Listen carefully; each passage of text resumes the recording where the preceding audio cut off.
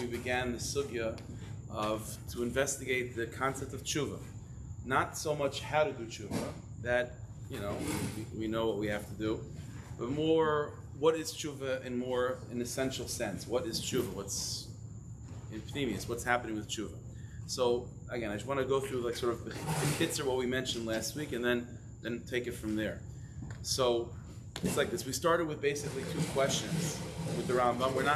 We answered one of them partially, and the next one we're going to answer as Hashem next week. But just to chazer quickly. One thing we saw in the Rambam, that the Rambam, when he counts the mitzvah of tshuva, he in fact does not count tshuva as the mitzvah. The Rambam does not say the mitzvah is when a person, God forbid, falls into sin to do tshuva. The Rambam doesn't say that. The Rambam says that when a person falls into sin and they decide to do tshuva, there's a mitzvah to do tshuva in a particular way, to say it verbally and to confess, to say vidoy. But the Rambam didn't say the mitzvah is to do tshuva, which by itself is a pella. Why would there be no mitzvah to do tshuva? So tshuva is voluntary, and then just once I'm voluntarily entering into that domain that's called tshuva, now there's a mitzvah that kicks in how to do it. But why would tshuva not be a mitzvah by itself? So that was question number one. Question number two was that we found in the Rambam as well, is that tshuva there's like sort of like a triangle, that tshuva is not just by itself. Tshuva is always bound intimately with davening. The Rambam says that tshuva should be done in the context of davening. The Rambam said the way of a Baal Tshuva, the lifestyle of a Baal Tshuva is that not only does he strengthen that particular area that he was struggling with, but no matter what, he always strengthens his davening. Davening is part of his avodah. So tshuva and tefillah are bound together. And we also saw in the Rambam that tshuva, tefillah are also bound to tzedakah. That the Baal Tshuva, the lifestyle of Baal Tshuva is to be marbe b'tzedakah, to increase his charity, to give more tzedakah. And again, it's a pella. I mean, although we say this Yom Nurayim, tshuva, tefillah, and tzedakah, mavir and rasrei hakzera. The problem is that again, the guy's doing tshuva on lashon hara, but yet in order to do tshuva on lashon hara, he has to work on his davening and he has to give tzedakah. What does davening have to do with tshuva? What does tzedakah do with tshuva? If a guy's doing tshuva because he's stingy, I understand he has to give tzedakah. If a guy's doing tshuva because he's not davening, so I understand he has to daven. But whatever you're doing tshuva on, it always has to be with tefillah and tzedakah. So why is that? Okay, so what we saw last time, we introduced this idea with the Rashash. We saw from the Rashash, from the great Sefardi Shemekubalim, that the Rashash explained that whenever a person, God forbid, commits an aveira, or let's put it this way, an opportunity to do God's will, whether it be a positive mitzvah or to avoid an aveira, whenever there was a missed opportunity to be Makayim one of the 613, whether it be a positive or a negative, so Rashash said there are two fallouts for that. Number one, that moment which was passed up, so we know that every single moment is a new universe. That universe is still in rubble. Again, we saw this last time, that the Rabbanan Shalom creates the world in such a way where any moment that we're brought into is not perfected. It's still in a state of chaos, spiritually speaking. It might be functional physically, but spiritually it's still chaotic. And the point of our avodas Hashem is to go from moment to moment, from world to world, and to repair that universe and to bring harmony and peace and light of Hashem into that toivo, into that chaos. If a person goes by a particular moment without fulfilling a mitzvah, it's a lost opportunity in the sense that now that universe is still in rubble. Now, by the time you are motivated to better your ways, you're already in a different moment. You're in a different universe. So, said the Rashash, one fallout is that universe that you were in at that moment, 9 a.m., whatever it is still in rubble, and now it's 9:02. What are you supposed to do? It's a different universe now. That's one fallout. The other fallout, said the Rashash Chiddush, is that although the missed opportunity might have been at 9 a.m., and it might have been something revolving around whatever the mitzvah, it might have been about shatnez, who knows, whatever the lost opportunity was. But said the Rashash, every time there's an avera or there's a lost opportunity of a mitzvah that happens, it affects that entire day's davening. The universe, the infrastructure, the spiritual infrastructure that we are building every single day with Shachris Mincha Ma'ariv, because that infrastructure, although it doesn't seem that it is being touched when a person makes a mistake in some other area of the day, so there's a fallout. There's some damage that's done to the world of davening in that day. Therefore, said the Rashash, every time a person does tshuva, there are two things that need to be repaired. That particular moment you have to go back to that moment somehow and repair that moment and elevate that moment which was passed up originally. And number two, you have to go back and sort of repair the entire structure of davening of that day. And therefore, said the Rashash, the chiddush of tshuva is that the Rebbeinu Shem allows us to transcend time. Because what stops a person from being able to fix 9 o'clock is because it's not 9 o'clock anymore. That's what he's supposed to do. The chiddush of tshuva is, said the Rashash, is that a person is able to transcend time. When a person puts themselves in that avodah of tshuva, as the Rambam records it, what tshuva looks like, but you go through the halachic process of tshuva, what's happening in the soul is that a person is no longer bound to the constraints of time that our bodies are in. Metaphysically, the neshama is no longer constrained to that, and the neshama is able to travel to older moments, to previous moments in previous universes. So it might be 10:05 right now, but if a person is doing tshuva, the neshama is able to travel back to 9 a.m. And if there was a missed opportunity at 9 a.m., the neshama is able to travel back and fix it.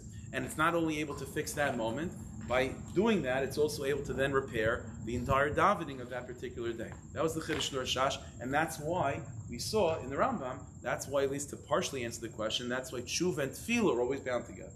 What's the shaykhus between tshuva and tefillah? The answer is because every time you do tshuva on anything, part of that is to repair the world of davening. Now, that was number one. Number two, what we saw weiter from Rav Nachman is that this inyan of tshuva as being a way that part of tshuva is to sort of be untethered and to be unbound to time, to be able to be freed from that, to travel back and to go to different places, so to speak, to fix those locales and those moments that were passed up. Rav Nachman taught us, and he didn't really explain too much. Rav Nachman said not only is this a byproduct of tshuva or a side effect or a necessary component of tshuva. Rav Nachman said this is tshuva itself. In other words, Rav Nachman said that we have to reorient ourselves to think that the very definition of sin versus the very definition of tshuva is this nakuda. The definition of sin is a person becoming more stuck in time. That's the very definition of Aveira. And the very definition of tshuva, to repair that, means to become less stuck in time. So this inyan of Zman and the fact that with tshuva we are less tethered to it, that's not a side effect, it's not a secondary point. That's the essence of what tshuva is, and that's in a certain sense the essence of what Aveira is. Now we saw the root of this in the Kisra area as well last week, that the Rizal said that as a fallout of the sin of the Eitz Hadas, Tov Ra, so we mentioned this, that there are certain times in the year that are more affected by that original sin. And surprisingly enough, the time that's most affected by that sin is actually the time of Rosh Hashanah, Tishrei, basically Rosh Hashanah through Sukkot. And the Rizal taught that as a result of those days being extreme, for whatever reason, those days were extremely damaged by that Aveira, therefore the tikkunim and the spiritual accomplishments, which on any day happens relatively quickly, you do one Shemoneh Esrei and you accomplish so much, from Rosh Hashanah through Sukkot, that same process is stretched out over weeks. And so you see this phenomenon that the result of an Aveira, like why is that, like, why should that be? Because of the Mechav sin, so Memela, whatever they're able to accomplish now is just drawn out slower. The answer is that itself is that's the result of sin. Sin makes a person more stuck in time. Ad kedei kach, that literally, what could have been accomplished by Adam in a moment, literally takes what we could accomplish on an average day, now by Yom Noraim and so on, it takes 3 weeks. So Aveira itself means to be more bound, and Tshuva, therefore, by its very definition, means to be less bound in time, to become more L'mal Min Hazman. So it's not a side effect, it's not a necessary component, does. Okay, so I want to, so the next step is, what in the world, what does it mean to be tethered with time, unbound to time? Why is time such a bad guy all of a sudden? So we'll see about this in a moment. We're going to have the Vilna Gaon come explain Rav Nachman, which is not such a crazy thing, by the way. Vilna and Uman have the same gematria, so it's not such a pell. They should partner with each other. There are a lot of, by the way, so not for now, but there's a lot of overlap between the writings of the Gra and the writings of Rav Nachman. There's a lot of similarities in style. There's a lot of very interesting things with that. So anyway, but before we get into the Vilna Gaon, I mentioned something in Shal Shudas last night, and really it's negate to this. So let's take a few minutes to see something in Halacha. We're doing this every day, this time of year in El, and it's related to this idea. But here, let's do it together. So take a look at Marmukah number 1. So this is a tour. I mentioned this by Shal Shudas, that we know that Sefardim, for example, we'll speak about it tomorrow morning, but Sefardim say Selichos throughout El, right? By Ashkenazim, we don't say Selichos, right? What do we do during El? We say LeDavid, and we blow Shofar, right? So what's the source of that? So take a look at Marmukah number 1. There's a tour, the beginning of Hilchos Rosh Hashanah. So he quotes like this: Tanya b'Pirkei de Rabbi. It's a Medrash, Chazal Pirkei de Rabbi. It says like this: Rosh Chodesh Elul. The Medrash says that on Rosh Chodesh Elul, Amar Kadosh Baruch Hu L'Moshe Alei Elai Ha'ara. We know the Klal Yisrael sin with the golden calf on Shavuos B'Tammuz, right? The luchos are broken on Shavuos B'Tammuz. The next 40 days from Shavuos B'Tammuz till Rosh Chodesh Elul, Moshe Rabbeinu is davening for us that we should be forgiven. And on Rosh Chodesh Elul, Hashem says, "Fine, you're forgiven enough. Come back to Har Sinai, and you relearn the Torah. I'll give you the second luchos." That happened on Rosh Chodesh Elul. That's when Moshe Rabbeinu goes up to Shemaim to receive the second luchos. The Haviru Shofar b'Machna, and says the Medrash, and at that day of Rosh Chodesh Elul, they blew a shofar in the camp of the Jewish people to say that Moshe Olahar, to tell people this is day 1. That Moshe Rabbeinu just went up to Har Sinai. That they shouldn't miscalculate the cheshbon of how long Moshe Rabbeinu is up there. That we shouldn't fall back into Egel, right? Because that's what happened with Egel. We lost calculation of Moshe, and that threw everyone off. And so they blew a shofar day 1 and start counting properly. That's what Chazal say.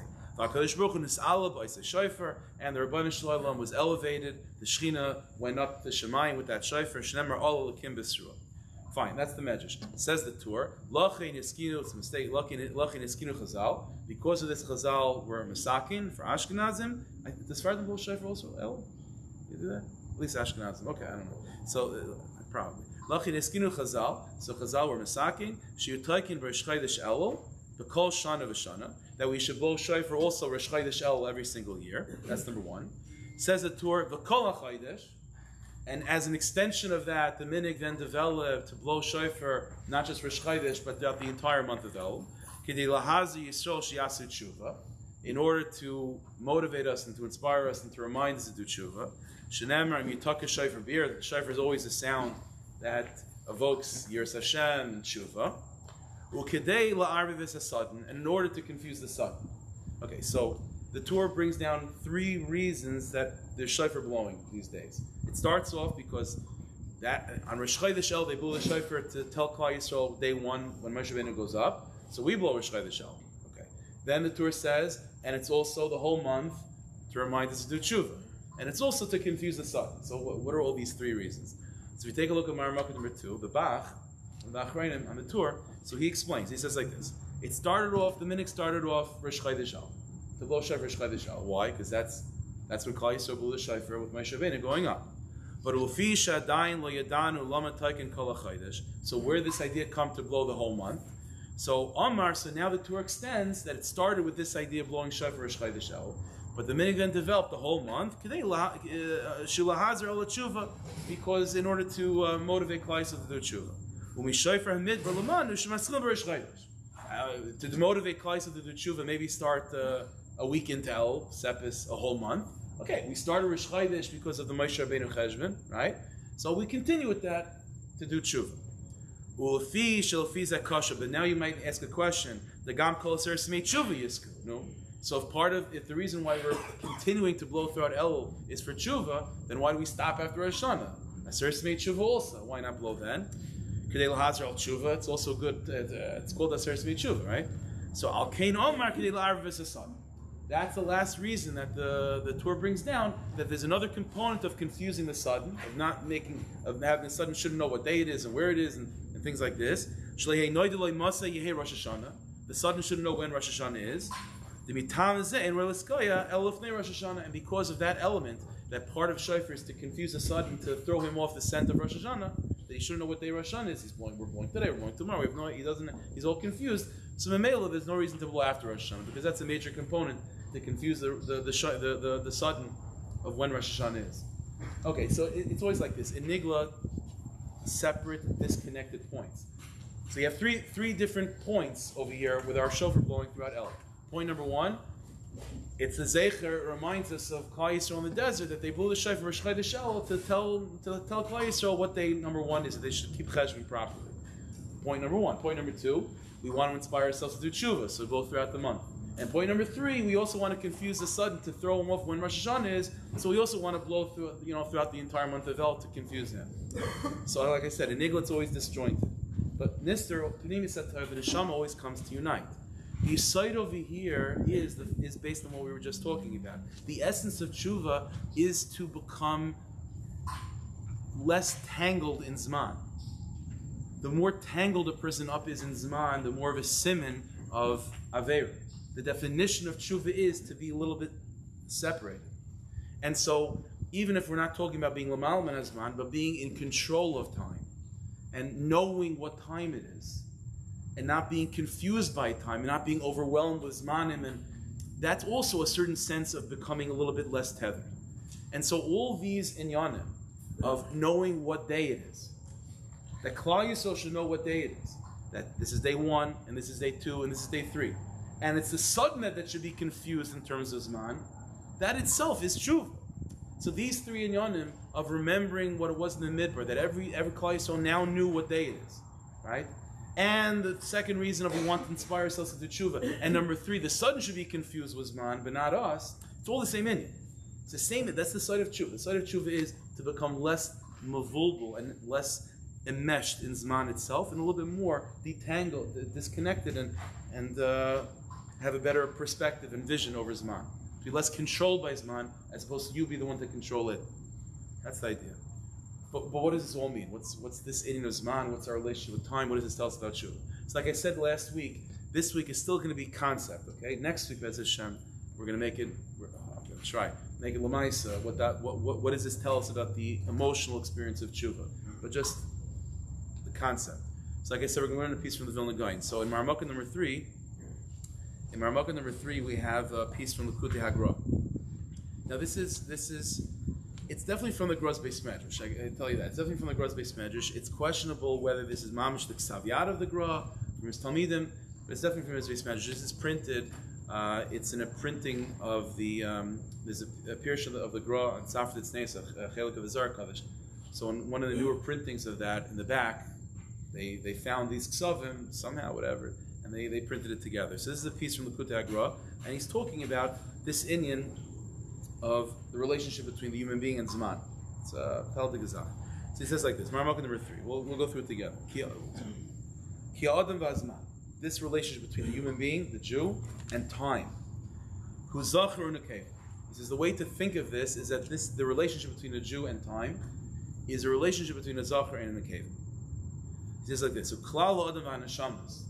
The Jewish people, collective humanity, the Neshamas of the Jewish people, Shein Guf Echad, which is like one guf, like one entity, right? Klal Yisrael is one. Hu Zachar. That think of yourself and think of Klal Yisrael as a male. Ushnai Sa'olam, and the time of history that we're living through, that we're sort of passing through, Hu Nekeva. That's feminine. Okay.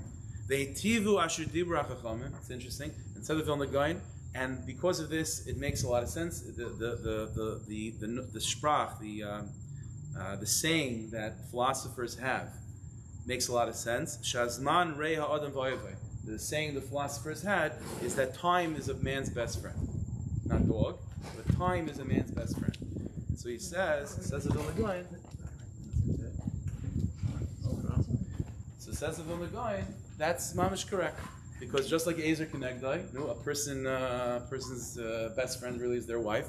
So time is your best friend. Time is your bechina of your wife. So, okay, now the Gaon breaks it down even further.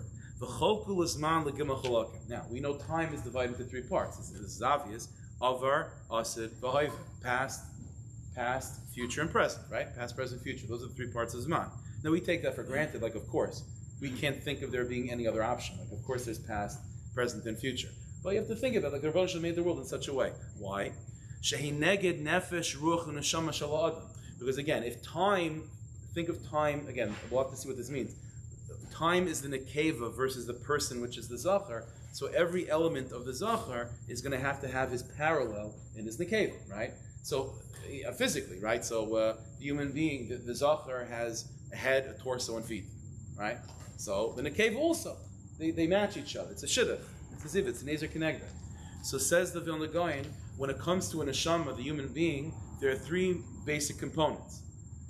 Let's say from above to below, highest to lowest. Neshama, ruach, and nefesh. Or below to above, nefesh, ruach, neshama, naran. And so, again, without explaining what this means, but says the Vilna Gaon, just as by the zachar, by the neshama, there are these three components of neshama, ruach, and nefesh, so too in its ezer kenegdai, in time is also going to have, there's going to be three elements to time, to be a shidduch to the human being, which would be past, present, and future. Now he's going to explain the relationship. He says like this: again, time is divided into three parts: avar, asif, v'hoive. Shem neged, nefesh, ruach, neshama, shel adam, which correspond to these parts of the human being: nefesh, ruach, and neshama. Or in the physical sense, roish, bet, and gevia: the head, the torso, and the feet. The head always corresponds to the highest part, which would be neshama. The torso is your ruach, and your feet correspond to your nefesh. And those three parts of who you are, spiritually, neshama, ruach, and nefesh, or physically, head, torso, and feet, have a nekeva to them, which is past, present, and future. Okay, how does it relate? So the says going like this: just like in the body, the head is the most important, is the most chashuv part of the body, and from there things get lower and lower, right? In chashivas. So Kain Hazman, so too it is with time. Just like the most chashuv part of who you are is your neshama, which is connected to your head, the most chashuv part of Zman is past. Amol had given, right? It was always good in the past. Everyone's all nostalgic, right? Nostalgia is always, and the guy says we're not incorrect. It says in pasuk, Al Timer Sheyam Rishayim Hayu. It says in pasuk, don't kvetch that it used to be good. Now, so there's a reason to kvetch. You could kvetch because the taka used to be much better, right? You read the Sadar, right? The early generations were greater. The Torah says, don't complain, just do what you have to do right now. But you see, such a thing is that time, the avar, right? The avar is always looked at as higher, as more elevated. That corresponds, that's the shidduch. So in time past is the shidduch to the head, to the neshama of the person. So he says like this, again, that's the relationship. Now, you move down from the head, and then you get to the torso. When you have to point to yourself, what do you do? Usually, again, what's famous that most people don't point to their head; they point to their chest, their heart. If you want to know, the part of a person that is, so to speak, the essence, like who they are, their identity, their personality, their I, it's the ruach. It's that part of the neshama, that's the part of the soul that's called the ruach, and that connects to the torso. So he says like this: so the torso, who ikar ba'adam is the main part of a person in terms of your consciousness and your identity. The chena ruach, and that corresponds to the part of the soul that's called ruach. V'neshama eino el melamedes la'adam seichel lahanhigai. And in that sense, the purpose of neshama, the purpose of the head, is to give guidance to the heart and to tell the heart what to do. So too, kain kol magmas hazman eino el b'hoive. So too, the purpose of past is to give instruction to the present. So in other words, so the past corresponds to the head, right? Corresponds to the neshama, and the present, the actual moment that you're living in, that corresponds to your ruach, to your I, to yourself, to your torso, to the part of you that you point to when you say I. And why is that? Because just as the neshama is there to give guidance to the ruach, so to the past exists to give guidance to the present. That's why there's such a thing. Why they're Rebbeinu Shalom, if you think about it, it's like the Rebbeinu is making an interesting point. It's like, why the Rebbeinu Shalom make it in such a way that we should remember the past? Like, why couldn't the Rebbeinu Shalom make it that whatever happens is completely deleted and we just go weiter, right? The answer is that would be terrible because we want to learn from the past. Well, that's exactly the point. The neshama is also there. Why the Rebbeinu Shalom give us this neshama that's completely above our consciousness? The answer is because it's there to guide our consciousness. So the past is there to guide the present. Again, Zachar has this relationship in a cave. It's the same thing. So he says, Aval ha'avar, but the past by itself is kfar over. It already happened. It's a good Rebbe. The past is a good Rebbe, and that's what it's there for. Fine, that's past and that's present. What about the future? So the future is the nekeva to the lowest part of who we are, which is called the nefesh, which corresponds to the feet of the person.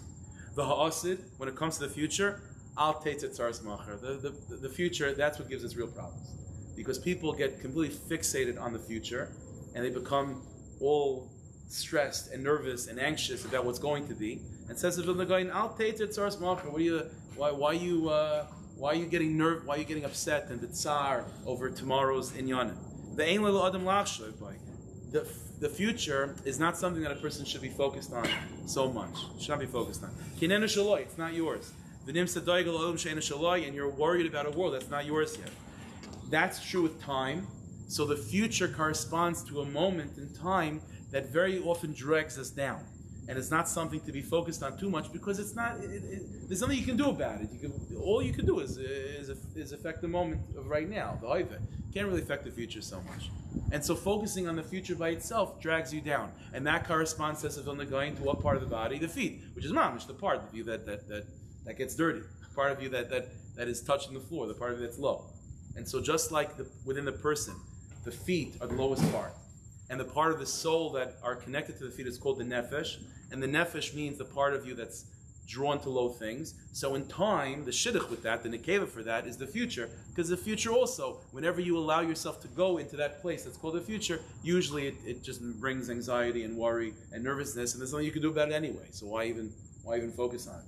So it says the Vilna Gaon like this: Kain benefesh, so too it is with the nefesh. Shein lachshav, don't think about it too much. Yeah, you have feet. You have to navigate. You have to be part of the world. You have to eat. You have to take care of this world. But it's not something that's like really should not take up too much emotional space. Shushitu for the gufa, it's part of the body. In Tanakh, whenever we find a person being described as wanting something of this world, it's usually with the word nefesh.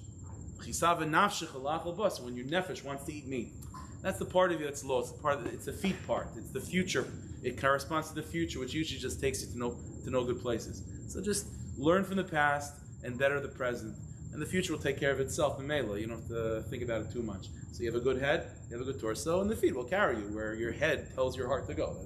That's where it is. Just transient. It's not something to focus on too much. That's the chiddush of the Vilna Gaon. So you have this idea that again, the human being versus time is a v'chin of zachar versus nekeva. Now, by the way, this connects back with what we were talking about before. It's not a coincidence, therefore. Let's go back. Again, we saw from Rav Nachman that the definition of Aveira, the definition of sin is what? Is time taking over the person, becoming more bound to time, becoming more imprisoned by time. In the language of the Vilna Gaon, what we can now translate that is what? Is the Nekeva taking over the Zachar. No, that's exactly what happened by the Eitz Hadas Tavira, right? I mean, that's literally what happened. The Eitz Hadas Tavira was Chava sins, and she brings Adam down. That's not a coincidence. It happens to be the first Tavira to ever happen was in such a way that instead of the male being in control of the relationship, it was the Nekeva being in control of the relationship. That's not a random coincidence. Das is das. That's exactly what Aveira is, on a certain sense, according to the Vilna Gaon, is Man, which is Nekeva, taking over the person. This is why, as a result, and that's why it's an amazing thing, as a result of that sin, so what happens? All of a sudden, the human being is now mortal. And now he's completely locked in time. We're going to see this soon, Bez Hashem, in a few minutes with Rav Nachman as well. We'll go back to Rav Nachman. This idea of death, of mortality itself, also means that time is in control, and Father Time always wins, and you keep moving through time, and time will have its effect on you instead of you having an effect on it. Fine. You have the Zachar and the Keva. Now the Vilna Gaon continues, and this we'll be able to understand a little bit better what this means practically. So it says the Vilna Gaon, V'chibura. There is something that the Rebbeinu Shalom created in the Bria to give us as a tool to allow this relationship of Zachar and Keva, of human being, of Neshama to Zman, that it should be healthy. Because again, like every Shalom Bayis, because this is the idea now. We're now redefining tshuva as really just Shalom Bayis. It's really Shalom Bayis. It's just repairing this relationship that's been destroyed by the sin of Zachar and Nekeva. We have to repair that. So the Rebbeinu Shalom gave us a tool to repair this inyan. And Shalom Bayis, as we know, doesn't mean chas v'shalom to dominate the wife. It doesn't mean to get rid of the wife chas v'shalom. Ezer connected. But it means the Zachar has his role and the Nekeva has her role. And you have to understand each one's place. But there is a tool in place, said the Vilna Gaon, v'chiburam, the yichud of Zachar and Nekeva properly, who b'Torah comes through Torah. The Ashvias, now, the Vilna Gaon in his way gives us a few things first. Until now we had 6 things, if you think about it. You had neshama, ruach, nefesh on the zachar side, and you had past, present, future on the nekeva side. 3 plus 3 is 6. Okay? There's a 7th that ties it together in a harmonious way. 7 always means Shabbos, which is the day of Shalom Bayis, right? And Shabbos is a day that the Torah was given. Says the Vilna Gaon. V'ashvius is Shabbos. Shedei chibur l'zman nilmud ha'Torah sheyevshel lamda el b'zman. And says the Vilna Gaon, Torah is connected with Shabbos. Torah is the 7th that brings yichud between the 3 of the Zachar and the 3 of the Nekeva. It's the source of Shalom Bayis. And says the Vilna Gaon, that's why Torah demands a person, the neshama. The person learns Torah, but he learns Torah in Zman. Learns Torah in Zman. Now, I mean, obviously, right? You're not learning Torah outside of Zman. But the Vilna Gaon is hinting to something. We spoke about this, I think maybe it was before Shavuos. Those that have good memories will remember. There was a Torah that we learned from the Vilna Gaon himself, Grada in Halacha. The Vilna Gaon said that the mitzvah, Talmud Torah is a mitzvah which is always, right? Every single moment there's a mitzvah to learn.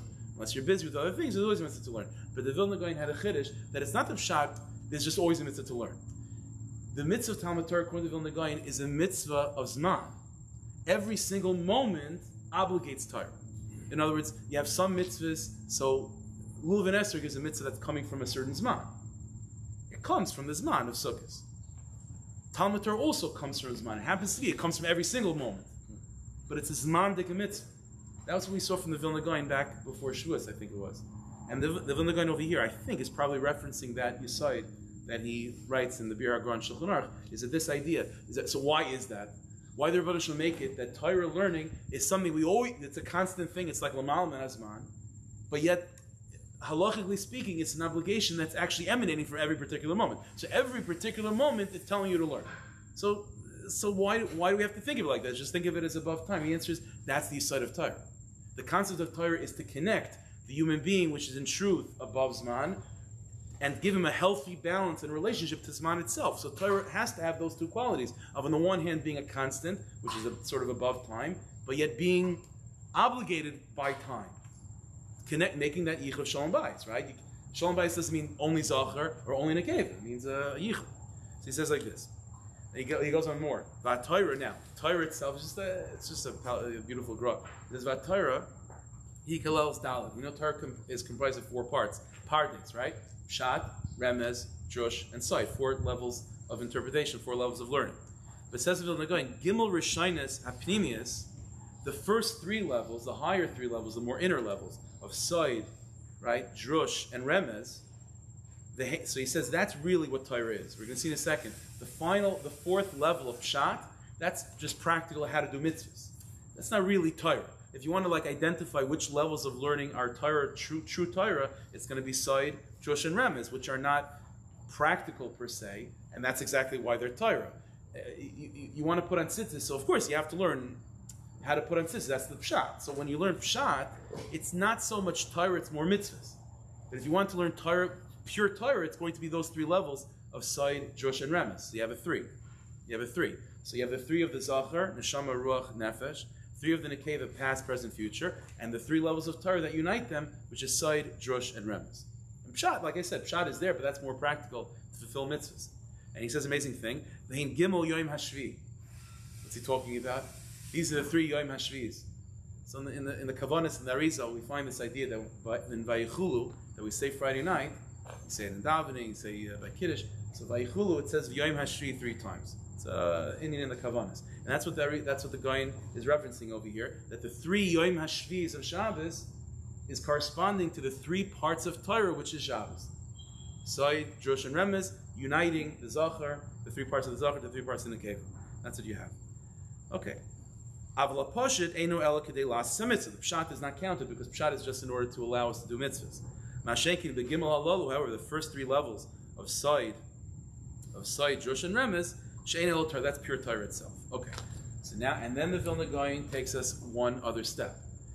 This dynamic of human being with time being put together healthfully through Torah also corresponds to another three system unit, which is from the Sefer Yitzir, the book of creation, Olam Shana Nefesh, which basically means that the Rebbeinu Shalom made the world in such a way. There's the human being, that we identified as the Zachar. You have time, that's called Shana, that's the Nekeva. Then you have space, place, time and space, right? We exist as human beings in time and in space. Says the Vilna Gaon, space is Torah. Space is what is. This is the location that the Rebbeinu Shalom took the human being, and this is the chuppah. Like this is the chasana. This is where time. This is where the human being and time are forced to work it out. It's in space itself. We know this scientifically. Not that I know anything about this. I try every once in a while, like a Ben Azmanim, to get a book, like a dumbed down version of like Einstein's theory of relativity and all that stuff. I never get past like the first chapter. But I do know that such an Indian of time and space are connected with each other. It's a chiddush, right? And this idea is because Torah is there to unite. The Mokim is there to unite human being and time. Well, let's see how the Gaon says it. In this trio of space, time, and soul, space, time, and person, Olam Hu Torah, the space within which time and person are forced together, that corresponds to Torah itself. How do I know that space and Torah are connected? Mashakasa. This is a very Reb Nachman style. I don't know if you want to look at Maran, B'china, it's like it's a weaving thing without ever really telling you what we're talking about. The Vilna Gaon has that style as well. So he says, Mashakasa. So how do we know that Torah and space are bound to each other? So it says in Pasuk Bereshit Bar Elokim, right? That Hashem created the heavens and the earth. He created space, and the Pasuk says in Sefer Iyov, Ve'eh Etzlei Amun. It says in Sefer Iyov that the Torah says, I was the tool that the Rebbeinu Shalom used to create heaven and earth. So you see that in terms of space, which is heaven and earth, what did the Rebbeinu Shalom use to create it? To create that? It was Torah. So Torah is the makom. Torah is the space within which the chassan and kala have to make it work. That's what Torah is. The chein ba'olam, the schaber ma'adam v'azman. It's through space that the human being and time are forced together. And by the way, v'u mischak l'gimel. And you should know, it's also three. Space is also three. Shemayim, aretz, va'avir. You have outer space above the atmosphere. You have mamish, dirt, earth, and then you have everything in between. And he says like this: V'ikr, and again, always, what's the ikr? Like in the person, the ikr is the torso, and in time, the ikr is the middle, which is the present. What's the ikr in terms of our living? It's the space in the middle. It's not the ground. We're on the ground. It's not outer space for sure. It's that middle section of air between the ground and outer space. That's our domain. That's where we live. Some people reach 5'11" in that space. Some people a little bit more, some people a little less. But that's the domain that we live in. It's the Avir. So he says like this: "V'ikr Avir Shu Ruach," which corresponds to the Ruach. V'Kol Zed Neged Zed. It's all these three. It's all correspond to each other. It's all these three things. Okay. Now, so what does this mean, Lamais? So he says like this: now that we have a better definition of what time is and the relationship between the human being and time, Zachar versus Nekeva, and Torah is there to make shalom. So what's a healthy relationship between a Zachar and a Nekeva? So the Gaon says an amazing thing. The Gemara tells us that every single person is born in a particular time, right? That's not a chiddush. And that particular time has a certain mazel to it. Has a certain mazel to it. So the Gemara says, Lamashal, a person's born in a certain time where the mazel of that moment is that he's going to be someone that's drawn to blood and violence. So the Gemara says the objective is not to try to beat that. The objective is not to change that. The objective is not to try to disconnect from that. That's called not shalom bayis. The wife, time, is giving you your kaiches. It's telling you what, this is the material you have to work with. What's your objective? What's your avodah? Your avodah is not to go against that. Your avodah is to take that quality and use it properly. So says the Gemara. It says, so the Vilna Gaon explains 3 lines before the end of the paragraph. Nefesh l'fi hazman. Every soul that's born in this world, therefore, is forced to have a shidduch with a certain point in time. And the soul is therefore going to be imprinted by that moment. The nekeva is sort of the imprint on the zachar. The zachar by himself, let me say, a zachar by himself, we're zacharim, so we could be honest amongst ourselves, and we could admit that a zachar by himself is just all concept, potential. The nekeva, the job of the nekeva is much more practical. They're much more das is das, right? The mashal that I've given before is that if I tell you, pick a number, go as high as you possibly can, and pick that number, and that's the amount of dollars I'm going to give you right now. So you begin to climb. While you're climbing, that's called zachar. It's all potential, it's all theory, it's all very nice, but you don't have anything. The moment that you pick a number, that's nekeva. But that's it. So it's l'maisa. Now that's what it is, but it's limited. And so the idea of a nekeva is that what time does is that a neshama by itself is infinite potential. What is this? Is he a shaychet? Is he a moyel? Is he a murderer? Is he a meek person? What is he? What is he going to be? A Rosh Hashiva? A businessman? Who knows? Zman comes and gives a chasima. Zman comes and gives a seal and says, das is das. These are the kaychas and nefesh that this neshama is going to have. But a lack of shalom bayis is for the zachar to just give into that and just go with however time sort of brings the person. A healthy balance is time defines for you what your tchunas are. Time tells you what's the matziv, and then you have to think cerebrally and independently and say, okay, what could I do with these particular ingredients to be productive with that? So it says of Vilna Gaon, the definition of a soul and its qualities are going to be defined based on the time it's created. When it's born. But what is Bechira? Bechira is not to be freed of that. Bechira is to decide how I'm going to take that chasima, that seal, that time that I've been put in, and I'm going to make shalom with that. I'm going to bring it to I'm going to guide my life properly accordingly. And I'm going to guide it in a proper way that it's productive for everyone, for all of us, for time itself. Like the Gemara says, a person's born in a mazel where there's a violent streak in them, they become a shaychet or a moil. Means it doesn't say don't avoid. That's your kaychas and nefesh. That's what you got to do. But just do it in a healthy way. That's what it means in ezer kenegda. It means that the wife brings out from the husband things that the husband didn't even know himself he had, and then what? To reject it and to ignore it? No, then to work with it. And to work with it and to become an elevated person forward. But it's two things. It's recognizing what Zman is telling you, and number two, then taking a step back and internalizing within yourself, what am I supposed to do with this? It's ultimately an idea of being a mashpia. The definition of a zachar is to be a mashpia. Being a mashpia means not to disregard who I'm being mashpia to. See, being a mashpia, there's a holy way of being a mashpia, and then there's an unholy way of being a mashpia. The unholy way of being a mashpia is to be a tyrant. A tyrant is, I'm in control, and I could not care less about who I'm being mashpia on, whether they can receive it. It's completely about my power. That's not Elf Mashpia. Elf Mashpia is, my hashpah is going to be guided based on my makabel, but it's not going to be defined based on my makabel. You understand? It's going to be guided by that.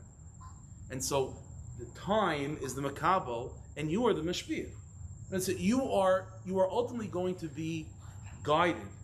You're ultimately going to be forced to acknowledge the makabel that you have in your life, which are the zmanim and the midas and the tchunas and everything you have in your life that's connected to zman. Everything that's finite in your world. Everything that's that number. Oh, das is das. This is my midah. Das is das. Like Rav Nachman said, the top people say to break your midas. If you have a bad midah, break it. So Rav Nachman famously said, if you have a bad midah and you break it, you have two bad midas. So you don't break your midas. What you do is, because again, what's the midah? The midah is zman.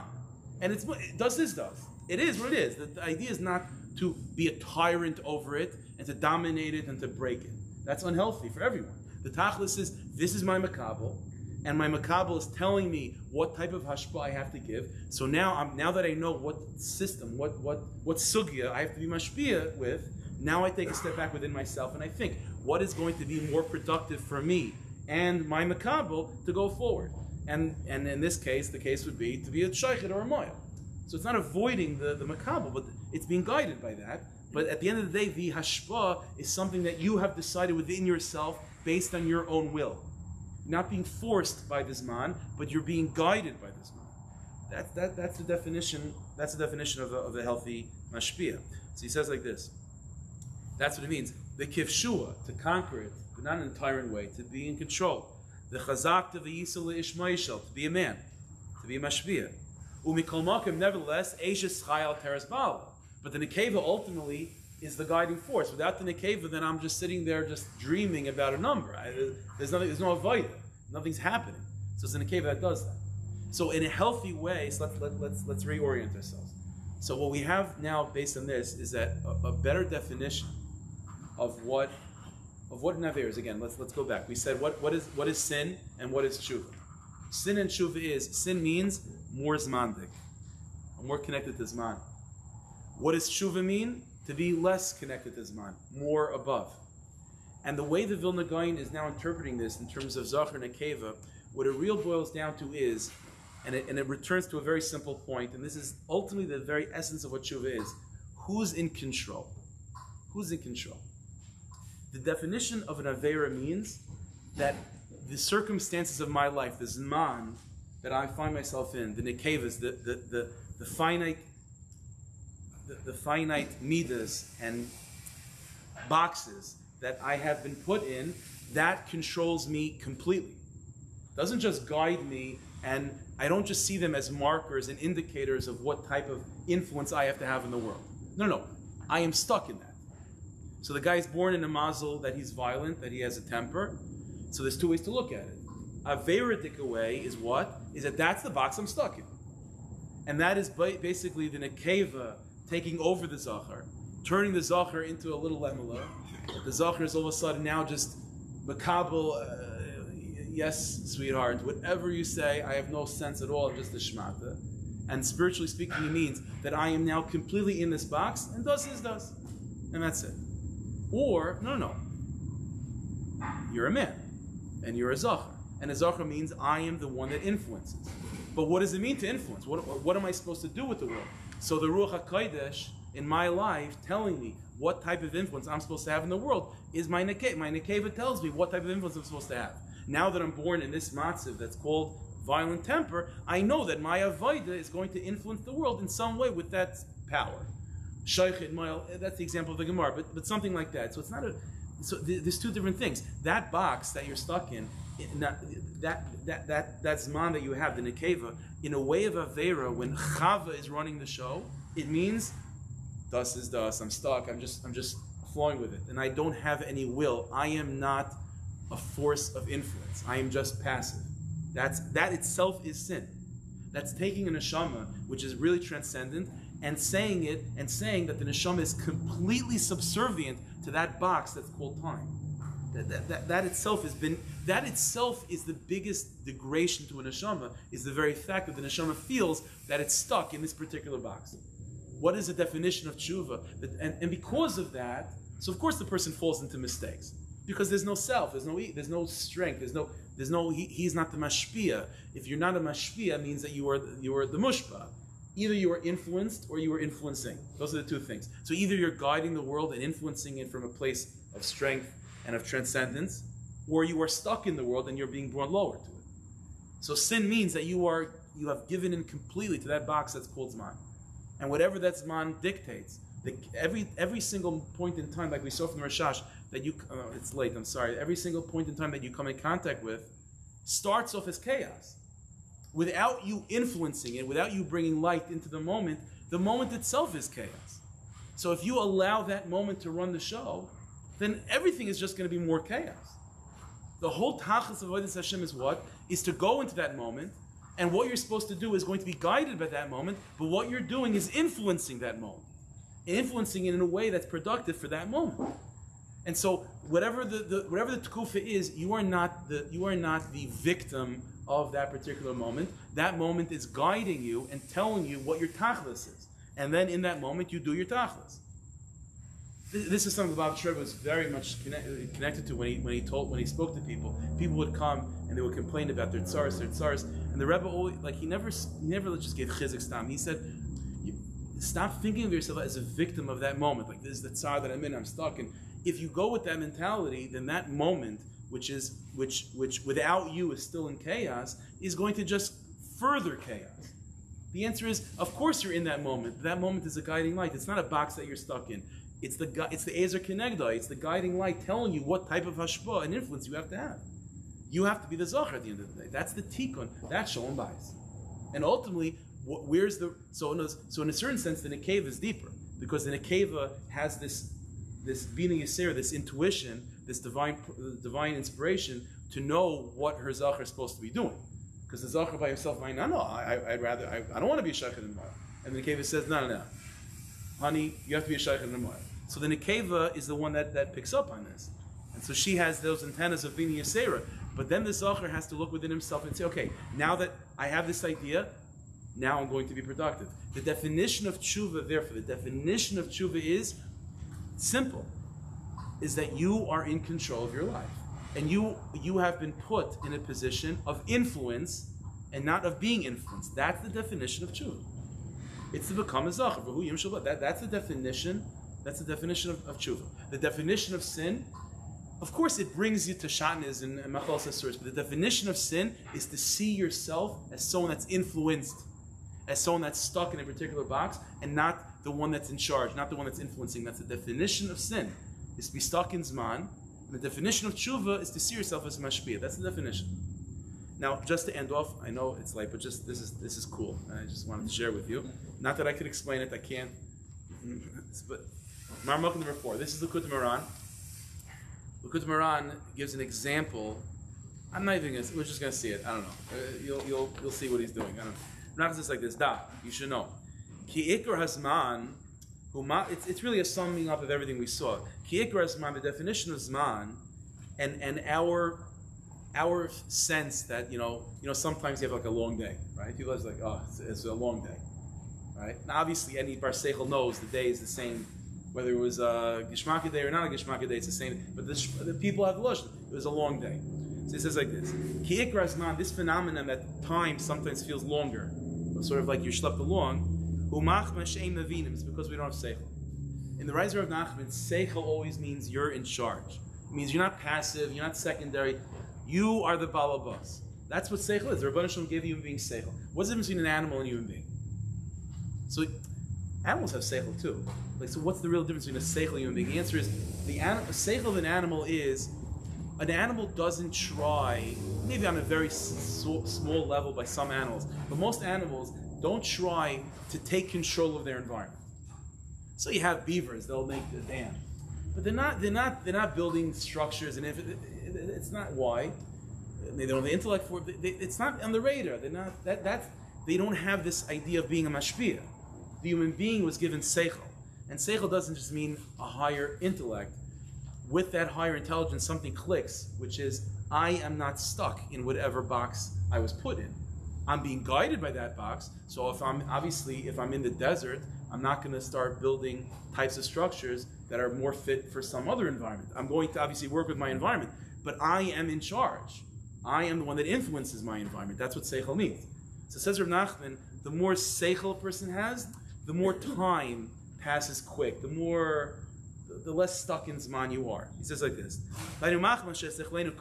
person has a small seichel, then time becomes long. The more bigger the seichel is, time becomes quicker. What's the example? Let's say a dream. Person goes to sleep. Yeah, so a guy sleeps for 15-20. He has a 20-minute nap. The chaloim she'az seichel stops. There's no seichel in a dream, right? You're asleep, the seichel is gone. You are completely bottled to the environment around you. There's no seichel, right? So what happens? All you have is imagination now. Then what in reality is 15 minutes. You can go through 70 years in a dream. So all of a sudden, when the seichel is gone, then zman, which was only 15 minutes, it's a long 15 minutes. So in the dream, you're going through mamish millennia of time, and then you wake up, it was only been 20 minutes. What happened? Because there's no seichel. When there's no seichel, you're more stuck in that particular box, and the more the box is long. But the more seichel you have, the more you're in control of your environment, the more you realize it's just 15 minutes. So he says like this. We have this in dreams. If you go through many different times, this in a small amount of time in reality. Then when you wake up, then you see all that time that you dreamed about, and the 70 years that you passed through, in the dream was just 15 minutes. Why? Because when you wake up, then you have seichel again. And the more seichel you have, the more you see that time is small. less seichel, time is longer. And he goes on to say, Ubamis, the end of the line, we'll just skip a little bit. Therefore, so that's something we all experience. So the regular seichel that we have makes a dream. Without that seichel, a dream is long. The seichel comes back, it was mamash 15 minutes. But says or not, we see from there that the more seichel a person has, the less time is of significance. We see this. What stresses people out very much is that whatever you're stuck in, people go through difficult times. But very often, the part of the nisayon of a difficult time is that this is the entire universe. I mean, you can't think past it. Right? That's part of the nisayon. It's because your seichel left you. The more seichel you have, the more, gamza yavar, it's also going to pass. And time heals all wounds. Like, things will pass. Things will pass. And it's not the end all be all. The answer is because that's part of a nisayon. The Rebbeinu Shalom puts a person in nisayon. It means that the nekeva is very, very strong, and there's less seichel. So the zman that you're in, which is a difficult zman to begin with, and it's true, becomes very long. But the more a person can be makasha themselves to seichel and ask that question of, what is my tachlis in this moment? What's my influence in this moment?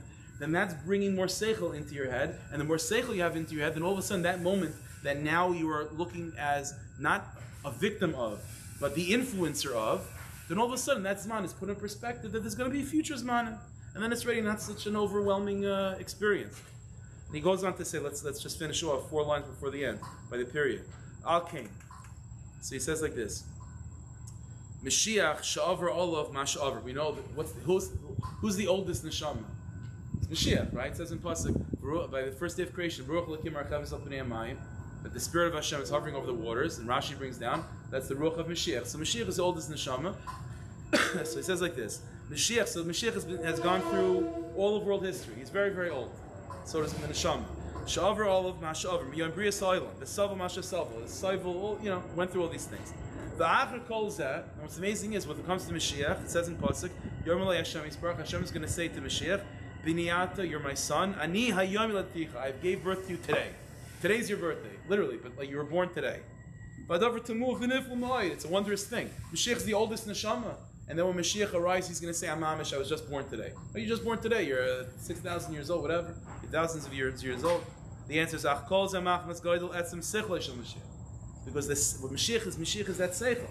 Mashiach is that I'm not a victim of the world. I'm in control. I'm the mashpia of the world. That's tshuva. That's tshuva. That's the great madriga of Mashiach, Moichin of Mashiach.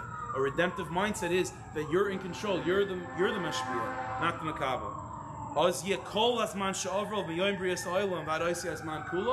The greater the seichel, the more time passes quick, the more it's insignificant, right? Less seichel, dream is very long. More seichel, it's only 15 minutes. The biggest seichel of all, then 6,000 years is enough. That's the Mashiach. Then zman kulei ayin v'efes mamish v'yam mamish kilu na'ilad hayoyim.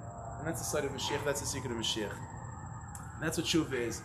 People get by. Tshuva is that you are sent here for a purpose, with a mission, and every moment is guiding you what your mission is. But you're here to be mashpia and to put your influence on the world. That's tshuva.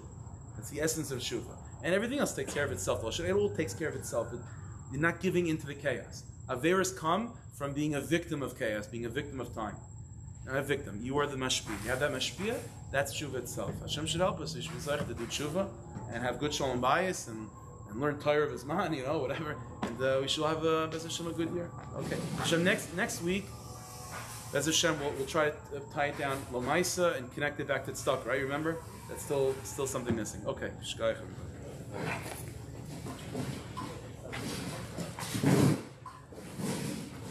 How do you stop?